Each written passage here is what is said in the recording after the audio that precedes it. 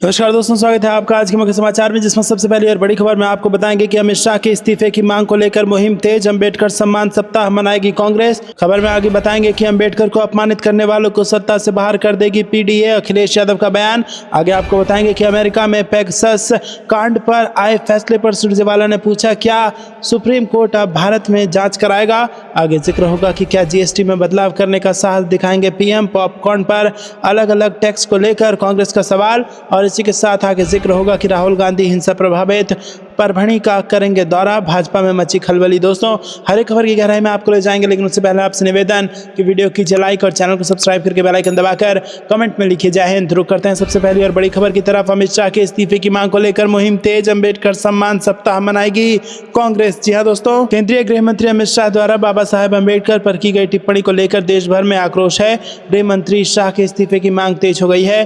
कांग्रेस ने शनिवार को कहा कि वो बाबा साहेब भीमराव अंबेडकर के अपमान के लिए गृह मंत्री अमित शाह के इस्तीफे की मांग को संसद के शीतकालीन सत्र के दौरान जोर शोर से उठाने के बाद अब सड़क पर उतरकर अपनी मुहिम तेज करेंगे और आगामी सप्ताह को अंबेडकर सम्मान सप्ताह के रूप में मनाएगी। पार्टी के संगठन महासचिव के.सी. वेणुगोपाल ने कहा कि इस विषय पर पार्टी के सांसद और वरिष्ठ नेता 22 और 23 दिसंबर को देश के अलग अलग शहरों में संवाददाता सम्मेलन को संबोधित करेंगे तथा 24 दिसंबर को हर जिले में अंबेडकर सम्मान मार्च निकाला जाएगा।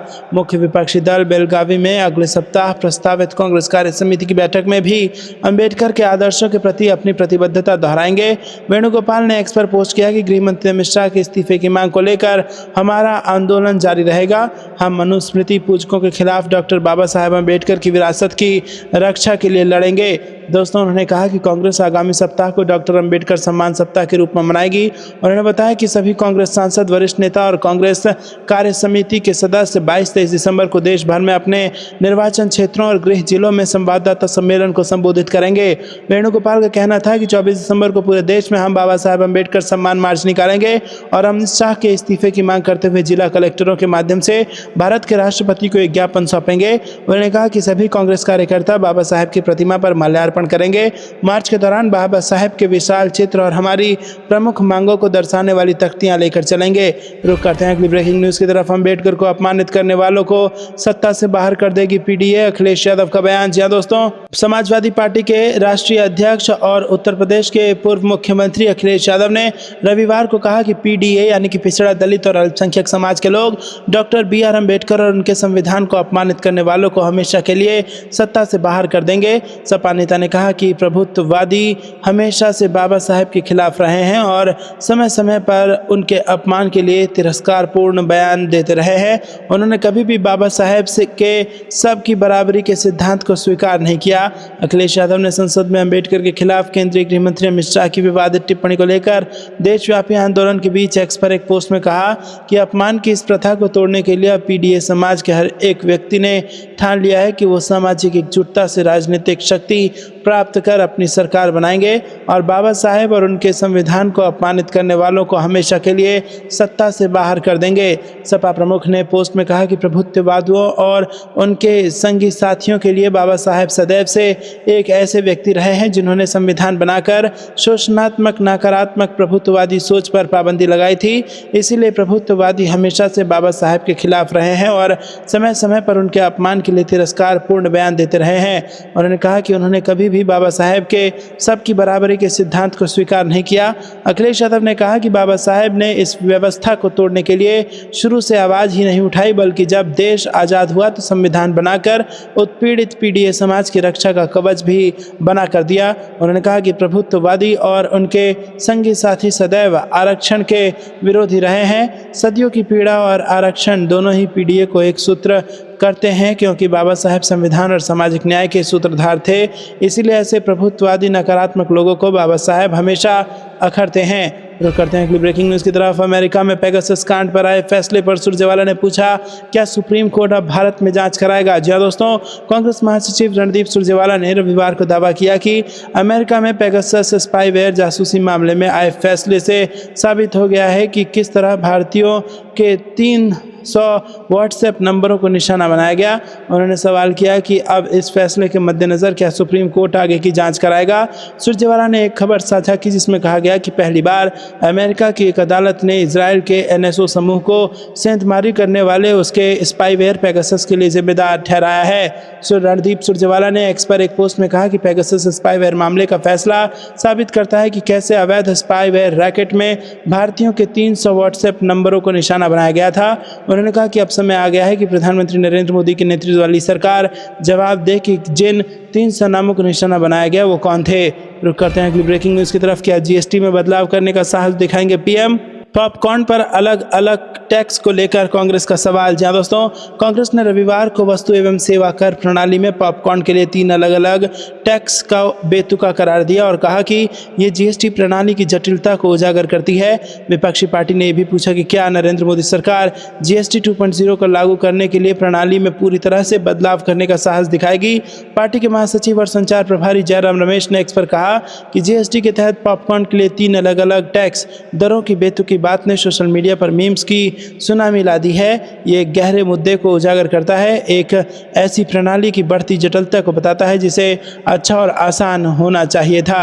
रमेश ने कहा कि GST में बड़ी मात्रा में टैक्स चोरी हो रही है, इनपुट टैक्स क्रेडिट धोखाधड़ी आम है और कई फर्जी कंपनियां GST का गलत फायदा उठा रही हैं। उन्होंने कहा कि GST प्रणाली में कई खामियां हैं, जैसे आपूर्ति श्रृंखला में की सही तरीके से निगरानी नहीं की जा रही है, पंजीकरण की प्रक्रिया में खामियां हैं, टर्नओवर छूट के नियमों में खामियां हैं जिनका गलत फायदा उठाया जा रहा है, नियमों का पालन अब भी मुश्किल है और माल की गलत श्रेणी अक्सर होती है। रुक करते हैं अगली ब्रेकिंग न्यूज़ की तरफ। राहुल गांधी हिंसा प्रभावित परभणी का करेंगे दौरा, भाजपा में मची खलबली। जी हाँ दोस्तों, आपको बता दें कि लोकसभा में विपक्ष नेता राहुल गांधी सोमवार को महाराष्ट्र के परभणी शहर का दौरा करेंगे और इस महीने की शुरुआत में वहां हुई हिंसा में मारे गए 2 लोगों के परिवारों से मिलेंगे। हालांकि भारतीय जनता पार्टी की प्रदेश इकाई ने गांधी के दौरे को नौटंकी करार दिया है। मराठवाड़ा क्षेत्र में स्थित परभणी शहर के रेलवे स्टेशन के बाहर डॉक्टर बाबा साहेब अम्बेडकर की प्रतिमा के पास संविधान की प्रतिकृति को 10 दिसंबर की शाम को क्षतिग्रस्त किए जाने के बाद हिंसा भड़क उठी थी। कांग्रेस नेता विजय वडेट्टीवार द्वारा साझा किए गए कार्यक्रम के अनुसार गांधी अम्बेडकरवादी सोमनाथ सूर्यवंशी और विजय वाकोडे के परिवार वालों से मुलाकात करेंगे। रुक करते हैं अगली ब्रेकिंग न्यूज़ की तरफ। सरकार को दिल्ली के लोगों से इतनी नफरत क्यों? गणतंत्र दिवस परेड में झांकी ना शामिल करने पर फूटा केजरीवाल का गुस्सा। जी हाँ दोस्तों, दिल्ली के मुख्यमंत्री अरविंद केजरीवाल ने रविवार को केंद्र सरकार पर निशाना साधा। उन्होंने गणतंत्र दिवस परेड में दिल्ली की झांकी को शामिल न करने पर सवाल उठाए। साथ ही उन्होंने 2 नई योजनाओं, मुख्यमंत्री महिला सम्मान योजना और संजीवनी योजना की शुरुआत की घोषणा भी की। केजरीवाल ने भाजपा पर दिल्ली की जनता से नफरत करने और उनके पास कोई विजन न होने का आरोप लगाया। भाजपा ने इन आरोपों पर पलटवार करते हुए केजरीवाल को सिर्फ घोषणाएं करने वाला बताया। रविवार को एक प्रेस कॉन्फ्रेंस में आम आदमी पार्टी प्रमुख अरविंद केजरीवाल ने केंद्र सरकार पर दिल्ली की झांकी को गणतंत्र दिवस परेड से बाहर रखने के लिए राजनीति करने का आरोप लगाया। उन्होंने कहा कि दिल्ली भारत की राजधानी है और इसकी झांकी हर साल परेड में शामिल होनी चाहिए। केजरीवाल ने पूछा कि ये कैसी राजनीति है, दिल्ली के लोगों ने से उन्हें इतनी नफरत क्यों है, दिल्ली के लोग उन्हें वोट क्यों दें। शुरू करते हैं अगली ब्रेकिंग न्यूज़ की तरफ। 2025 बिहार इलेक्शन, दिल्ली शिफ्ट हुई बिहार की राजनीति, लालू और दिलीप जायसवाल हुए रवाना। जी हाँ दोस्तों, आरजेडी प्रमुख लालू प्रसाद और बीजेपी प्रदेश अध्यक्ष दिलीप जायसवाल रविवार की सुबह दिल्ली रवाना हो गए। इन दोनों के दिल्ली रवाना होने के साथ बिहार में कई प्रकार की चर्चा भी शुरू हो गई है।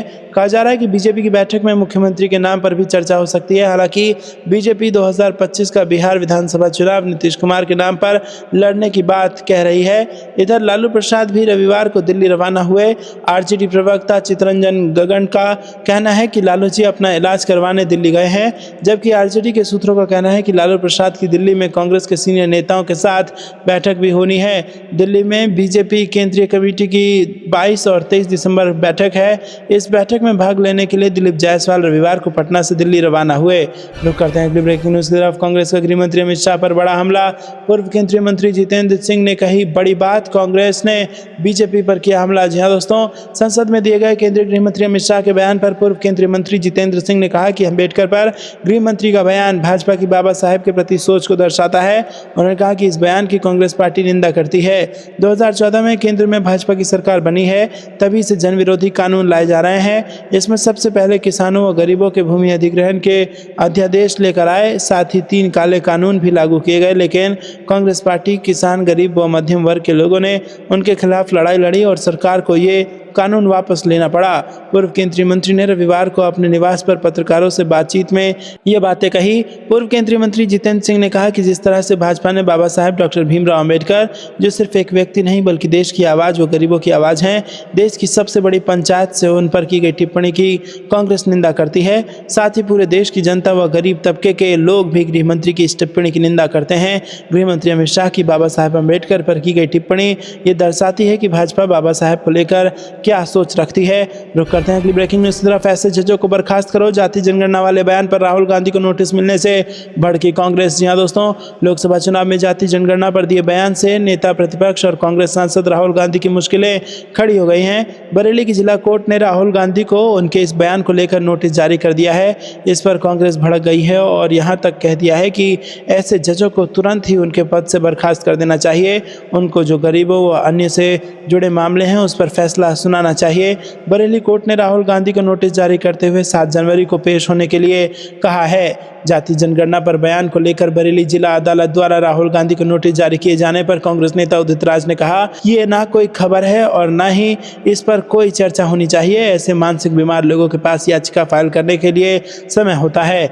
रुक करते हैं ब्रेकिंग न्यूज की तरफ। दिग्विजय सिंह ने राहुल गांधी पर लगे आरोपों को बताया झूठ। One nation one election bill को लेकर कही बड़ी बात। जी हां दोस्तों, आपको बता दें कि कांग्रेस के राज्यसभा सांसद दिग्विजय सिंह ने कहा कि उन्हें संदेह है कि one nation one election bill संसद में पास होगा। उन्होंने कहा कि जेपीसी का गठन हो चुका है, लेकिन मुझे नहीं लगता कि ये बिल पास होगा। साथ ही उन्होंने लोकसभा में विपक्ष नेता राहुल गांधी पर बीजेपी सांसदों को धक्का मुक्की करने के आरोप को भी खारिज कर दिया है। ये बातें कांग्रेस नेता दिग्विजय सिंह शनिवार रात मध्य प्रदेश के आगर मालवा जिले में पत्रकारों से बात करते हुए उन्होंने कही। दोस्तों बता दें कि वन नेशन वन इलेक्शन के तहत 2 बिल, जिनमें एक संविधान संशोधन की आवश्यकता है, मंगलवार को लोकसभा में पेश किए गए थे। शुक्रवार को इन बिलों को संसद की संयुक्त समिति को भेज दिया गया।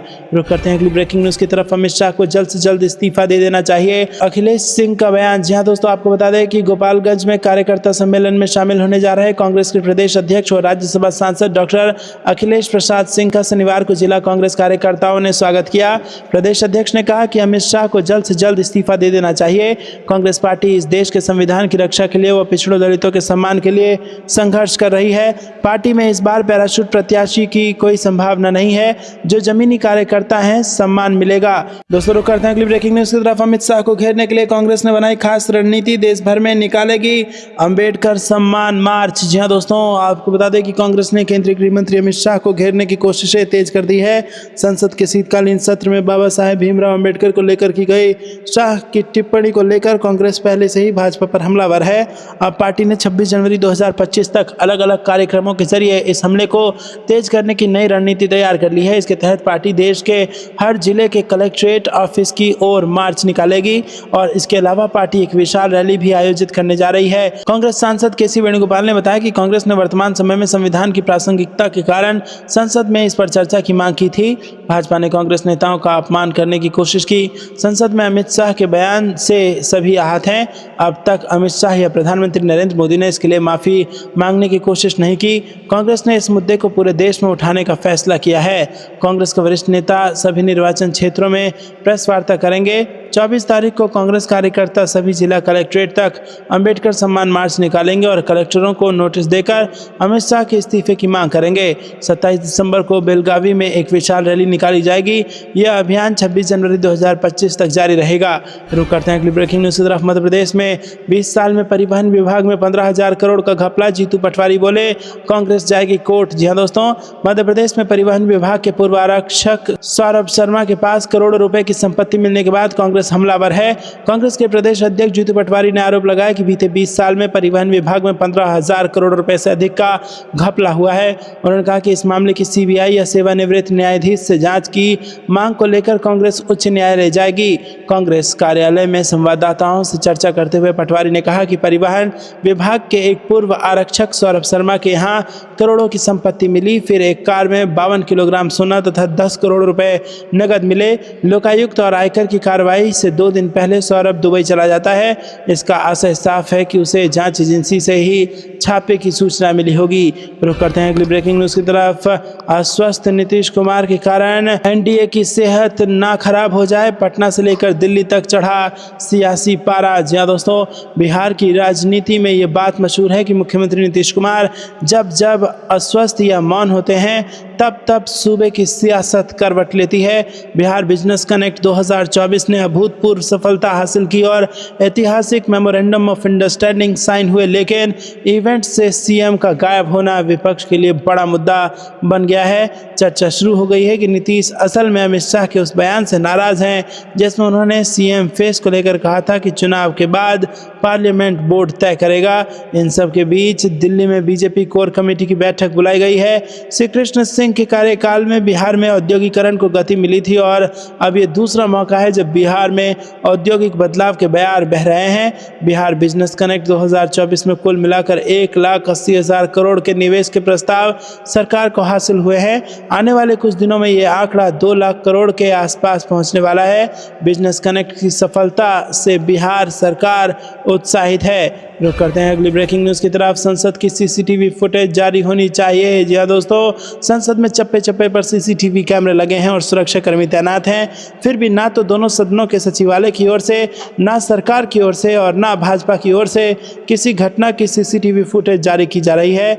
ऐसा क्यों हो रहा है? अगर मकर द्वार पर संसद की सीढ़ियों के पास राहुल गांधी ने भाजपा के सांसदों को धक्का दिया और उन्हें गिरा दिया तो इसकी वीडियो फुटेज होनी चाहिए। मकर द्वार पर 19 दिसंबर को जो कुछ भी हुआ उसकी वीडियो फुटेज सरकार को जारी कर देनी चाहिए ताकि दूध का दूध और पानी का पानी हो जाए, लेकिन सरकार ऐसा नहीं कर रही है। क्या सरकार दिल्ली पुलिस की अपराध शाखा को फुटेज उपलब्ध कराएगी जिसको राहुल गांधी के खिलाफ दर्ज मुकदमे की जांच की जिम्मेदारी दी गई है? गौरतलब है कि 19 दिसंबर को हुए कथित धक्का मुक्की कांड की घटना से पहले भी एक घटना संसद में हुई थी जिसकी ओर किसी का ध्यान नहीं गया। राज्यसभा में सभापति जगदीप धनखड़ ने कहा था कि राज्यसभा में कांग्रेस सांसद अभिषेक सिंघवी की सीट से 50,000 रुपये नगद बरामद हुए हैं। इस पर भाजपा ने बड़ा हंगामा किया था। कांग्रेस की ओर से इसका विरोध हुआ था और कहा गया था कि सभापति को जांच कराकर सांसद का नाम लेना चाहिए था। उस जांच का भी क्या हुआ पता नहीं चल पा रहा है।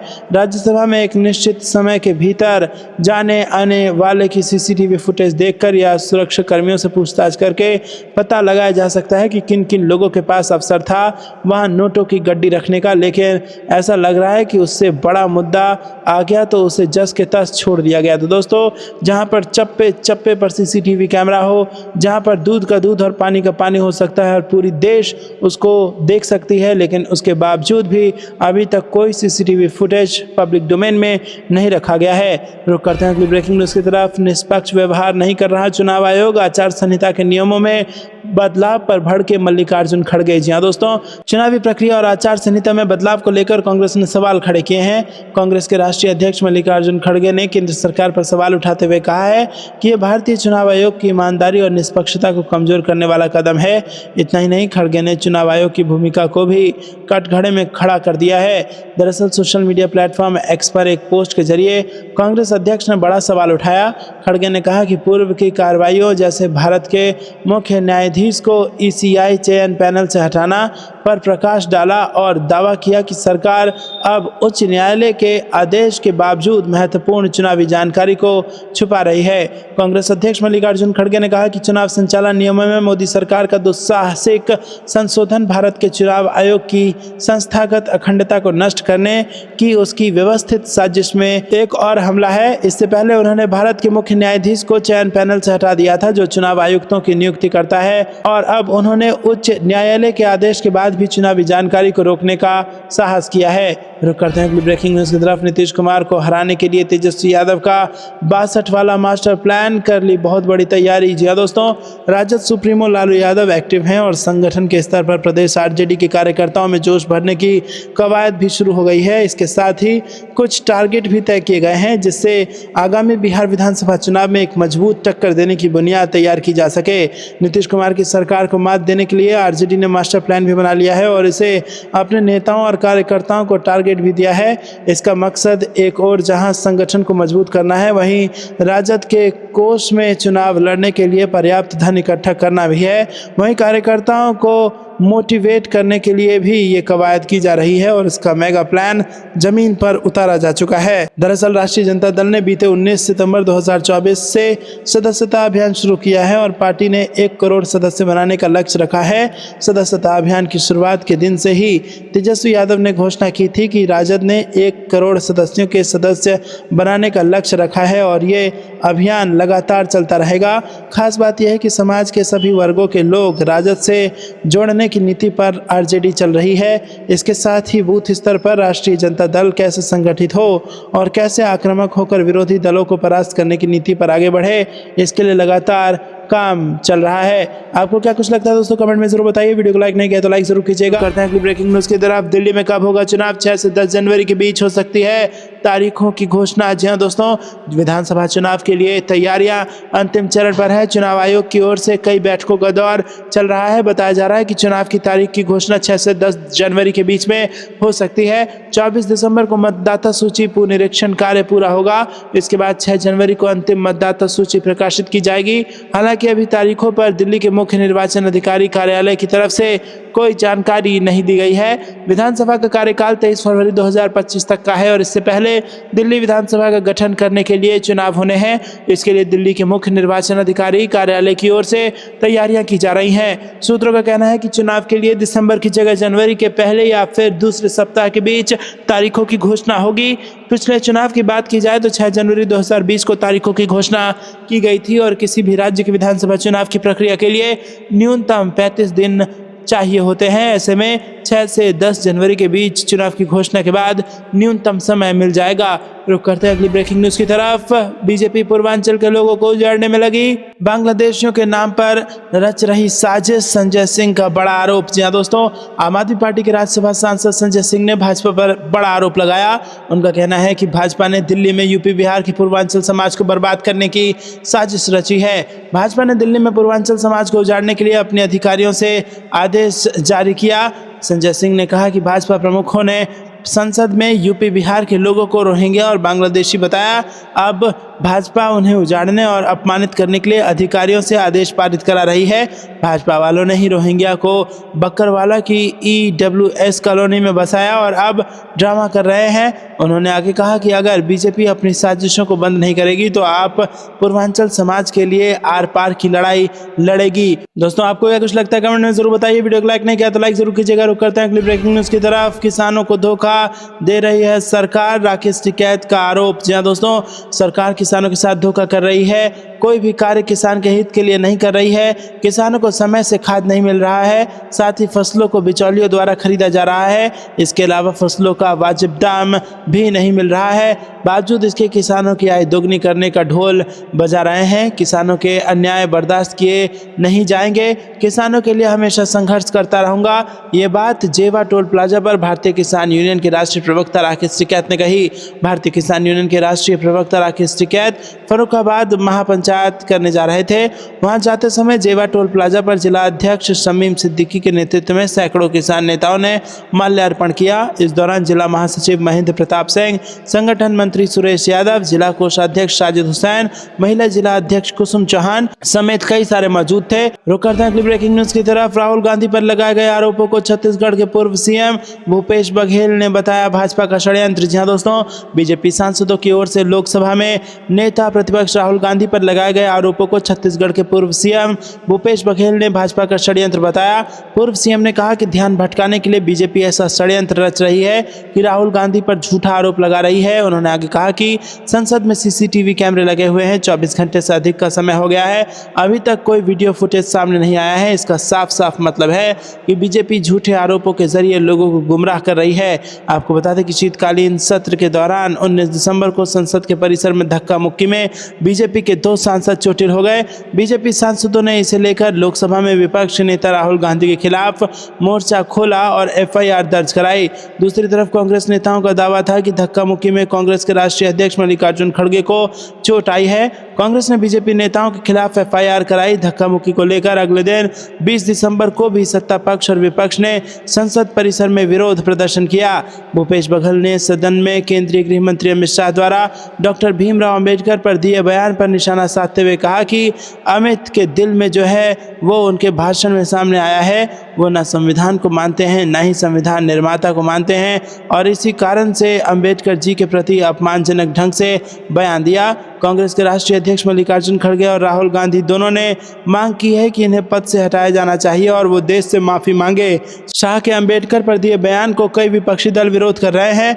धक्का मुक्की मामले और उसके बाद एक दूसरे पर एफआईआर मुद्दों को भटकाने के तौर पर देखा जा रहा है। दोस्तों रुक करते हैं अगली ब्रेकिंग न्यूज की तरफ। अंबेडकर मुद्दे पर बीजेपी के खिलाफ खुलकर उतरे मायावती और ममता बनर्जी। बीएसपी का 24 दिसंबर को देशव्यापी आंदोलन, टीएमसी 23 को करेगी राज्यव्यापी प्रदर्शन। जी हां दोस्तों, मुख्यमंत्री ममता बनर्जी ने भाजपा के खिलाफ 23 दिसंबर को राज्यव्यापी प्रदर्शन करने का आह्वान किया और पार्टी पर संविधान निर्माता डॉक्टर BR अम्बेडकर का अपमान करने का आरोप लगाया। सोशल मीडिया पर साझा किए गए कड़े शब्दों वाले बयान में बनर्जी ने आरोप लगाया कि केंद्रीय गृह मंत्री अमित शाह ने संसद में अंबेडकर और संविधान मसौदा समिति के अन्य सदस्यों के बारे में अपमानजनक टिप्पणी की थी। बंगाल सीएम ने कहा कि हमारे संविधान निर्माता बाबा साहेब अंबेडकर का अपमान अस्वीकार्य है। हम इस जातिवादी भाजपा सरकार ने हमारे लोकतंत्र पर बार बार हमला किया है। उन्होंने दावा किया कि भाजपा की हरकतें उसके दलित विरोधी एजेंडे को उजागर कर रही है। टिप्पणी को संविधान की रीढ़ पर हमला बताते हुए बनर्जी ने पूरे बंगाल में लोगों से विरोध प्रदर्शन में शामिल होने का आह्वान किया। उन्होंने कहा कि बाबा साहेब अंबेडकर के खिलाफ अपमानजनक टिप्पणियों और हमारे स्वतंत्रता सेनानियों के अपमान के विरोध में 23 दिसंबर को दोपहर 2 बजे से 3 बजे तक राज्य के हर ब्लॉक, नगर पालिका और कोलकाता के हर वार्ड में विरोध रैलियां आयोजित की जाएंगी। बहुजन समाज पार्टी प्रमुख मायावती ने कहा कि केंद्रीय गृह मंत्री अमित शाह ने संविधान निर्माता बाबा साहेब अंबेडकर को लेकर संसद में जो बयान दिया है उससे सर्व समाज के लोग काफी उद्वेलित और आक्रोशित हैं और पार्टी शाह के बयान के विरोध में 24 दिसंबर को देशव्यापी आंदोलन करेगी। मायावती ने सोशल मीडिया मंच एक्स पर सिलसिलेवार पोस्ट के जरिए ये जानकारी दी और उन्होंने अपने पोस्ट में कहा कि देश के दलित, वंचित व अन्य उपेक्षित के आत्मसम्मान व मानवीय हकूक के लिए अति मानवतावादी व कल्याणकारी संविधान के रूप में असली ग्रंथ के रचिता बाबा साहेब डॉक्टर भीमराव अम्बेडकर भगवान की तरह परम पूजनीय हैं। रुक करते हैं अगली ब्रेकिंग न्यूज की तरफ। शिवसेना का सब कुछ वापस करेंगे एकनाथ शिंदे। उद्धव की तरफ शिंदे का पहला कदम, भाजपा को बड़ा झटका। जी हां दोस्तों, 2024 के महाराष्ट्र विधानसभा चुनाव के बाद से महाराष्ट्र में सियासी चित्र बदल सा गया है। एकनाथ शिंदे जो पहले महाराष्ट्र के मुख्यमंत्री थे अब वो उप मुख्यमंत्री बन गए हैं और उनका पद अब बीजेपी के देवेंद्र फडणवीस संभाल रहे हैं। कहा जा सकता है कि महायुति की महाजीत के बाद एक तरफ से एकनाथ शिंदे की ये मजबूरी बन गई है। बीजेपी के साथ जुड़कर महायुति गठबंधन के बलबूते पर एकनाथ शिंदे ने उद्धव ठाकरे की शिवसेना की सरकार, पार्टी, चुनाव चिन्ह तक छीन लिया था, जिसके कारण 2 साल में ही वो अपनी पार्टी बनाकर उसे मजबूत कर सकें और अब वो बीजेपी के अधीन हो गए हैं। लेकिन एकनाथ शिंदे के पास अब भी कुछ ऐसा है जिस पर बीजेपी का हक नहीं है और वो इस पर कुछ नहीं कह सकती। आपको याद होगा कि 2022 में एकनाथ शिंदे ने शिवसेना से बगावत की और उद्धव ठाकरे से सब कुछ छीन ले गए। इस दौरान चुनाव आयोग ने शिवसेना की पार्टी को भी एकनाथ शिंदे को दे दिया, साथ ही चुनाव चिन्ह भी एकनाथ शिंदे के खाते में ही चला गया। इतना ही नहीं, एकनाथ शिंदे को शिवसेना की संपत्ति भी मिल गई। अब जब 2024 के चुनाव ने सब कुछ बदल दिया है तो एकनाथ शिंदे को मूड बदलता नजर आ रहा है, जो एक तरह से बीजेपी के लिए खतरे का संकेत है। मुख्यमंत्री की आस से महायुति में शामिल हुए एकनाथ शिंदे को अब करारा झटका तो लगा ही है, जिसमें अब उनका मन डगमगाता सा नजर आ रहा है। अब यह भी हो सकता है कि आने वाले दिनों में वो पार्टी का चुनाव चिन्ह भी वापस करने के बारे में विचार करें या फिर उद्धव ठाकरे के साथ समझौता कर वापस जुड़ते नजर आए। शिवसेना के प्रमुख एकनाथ शिंदे ने बड़ा फैसला किया है। पार्टी के बंटवारे के बाद शिवसेना के बैंक अकाउंट भी शिंदे के पास आ गया था, इसीलिए अब एकनाथ शिंदे ने फैसला किया है कि वो उद्धव ठाकरे को पैसा लौटाएंगे। शिंदे ने फैसला किया है कि 2022 से पहले जो भी बैंक में पैसे थे उस पर वो कोई दावा नहीं करेंगे। 2022 से पहले जो पैसे उद्धव गुट के नाम से जमा थे, केवल वो पैसे वो ठाकरे को वापस कर देंगे। इस बात से शिवसेना की संपत्तियों और बैंक अकाउंट पर स्वामित्व की लड़ाई खत्म हो जाएगी। रुक करते हैं अगली ब्रेकिंग न्यूज की तरफ। 3 दिनों तक अंबेडकर से माफी मांगे, गुजरात के वकील ने किया अमित शाह का विरोध। जी हां दोस्तों, केंद्रीय गृह और सहकारिता मंत्री अमित शाह के डॉक्टर भीमराव अम्बेडकर को लेकर दिए बयान का असर उनके गृह राज्य गुजरात में भी देखने को मिल रहा है। गुजरात बार काउंसिल के अहमदाबाद से एक सदस्य परेश वाघेला ने 30 दिसंबर को बीसीजी द्वारा आयोजित सार्वजनिक कार्यक्रम का बहिष्कार करने का ऐलान किया है। इस कार्यक्रम में अमित शाह को मुख्य अतिथि के रूप में आमंत्रित किया गया है। इंडियन एक्सप्रेस से बात करते हुए वघेला ने कहा कि यदि अमित शाह अपनी कथित अपमानजनक टिप्पणियों के लिए अम्बेडकर से माफी नहीं मांगते तो वो कार्यक्रम का हिस्सा नहीं बनेंगे। उन्होंने कहा कि आपने उस व्यक्ति का अपमान किया है जिनके नेतृत्व में संविधान तैयार हुआ था। आपको 3 दिनों तक माफी मांगनी होगी। अगर आप ऐसा नहीं करते हैं तो मैं उस कार्यक्रम में क्यों रहूं जिसमें आप मुख्य अतिथि के रूप में शामिल हो रहे हैं। आपको बता दें कि गुजरात बार काउंसिल ने 30 दिसंबर को विज्ञान भवन साइंस सिटी अहमदाबाद में नए वकीलों के शपथ ग्रहण समारोह का आयोजन किया है।